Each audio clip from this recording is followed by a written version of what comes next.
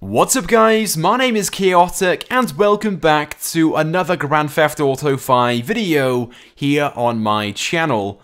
Now in today's video I have a pretty cool and interesting story to share with you guys, of course involving GTA 5 and how companies are using it to teach next-gen autonomous self-driving vehicles how to drive. I know, it sounds pretty crazy, companies using a game to teach self-driving vehicles in real life how to drive. Now it sounds pretty simple and straightforward, but trust me, there's a lot more to this, and like I said, it's a very interesting story. So let's get straight into things. Now this news story first broke last year in September, and at the time I did make a video about this, but the story itself didn't really get out there, it wasn't really that big, and it didn't really get all that much attention. But since then, it has received a lot more, and some changes and development has been made to the whole situation. So to start things off then, according to MIT Technology Review, several research groups are using GTA 5's open world to teach and train computers how to better navigate self-driving cars. By using a technique known as machine learning, they're enabling computers to quickly comprehend and process the world around them,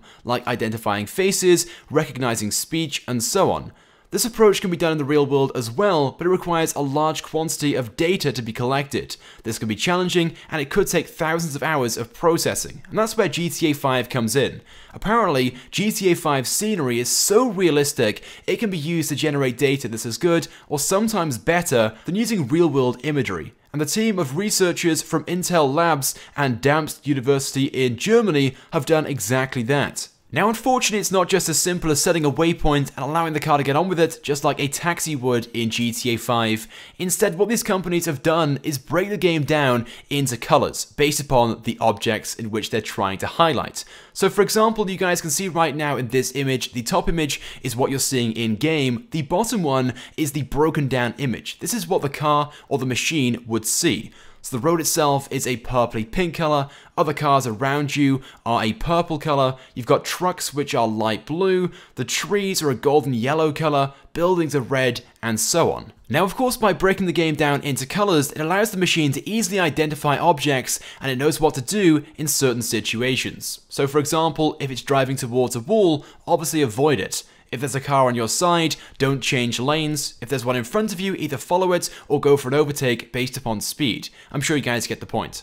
But here's some footage to show you guys an example. There's also a side-by-side comparison in this, of course, on the left-hand side, what you'd see in game, and on the right-hand side, what the machine sees. And when you break it down like this, it does become to look very, very simple. Now, of course, it is possible to do this in real life, but it just takes a lot longer. So for example, here is one still image. This would have taken 90 minutes to annotate this image and colorize it accordingly. Whereas this image here, taken in GTA 5, only takes 7 seconds on average to annotate and colorize. Of course, making this a huge time saver. And of course, it's not just one image which they have to take to annotate and colorize to identify certain objects for the computer to learn it. They have to take tens of thousands, if not hundreds of thousands of images. So overall, this will save a massive amount of time. And I think it's safe to say it's almost a no-brainer. As they said themselves, GTA 5 scenery is just as realistic, sometimes even better. And of course, on top of all of this, there are plenty of other advantages. Obviously, you have the money side of things. It would save a huge amount of money doing this in a game as opposed to in real life. The health and safety side of things as well. Getting all the permits, finding suitable locations, and so on. But it's definitely very crazy to think that companies are using games like GTA 5 for real-world purposes, to teach self-driving cars on how to drive. But unsurprisingly, Rockstar are not very happy about this. They aren't happy that companies are using GTA 5 to teach driverless cars how to drive without their permission. And this is what they said.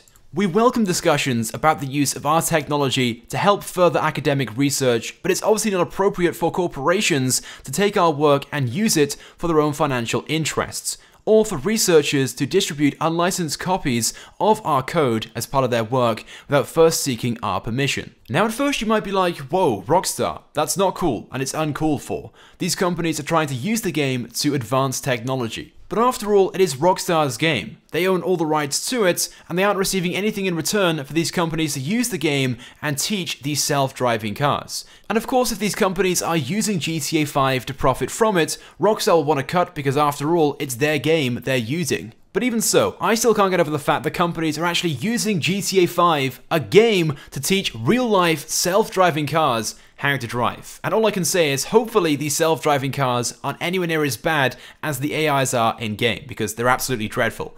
But I guess we'll have to wait and see.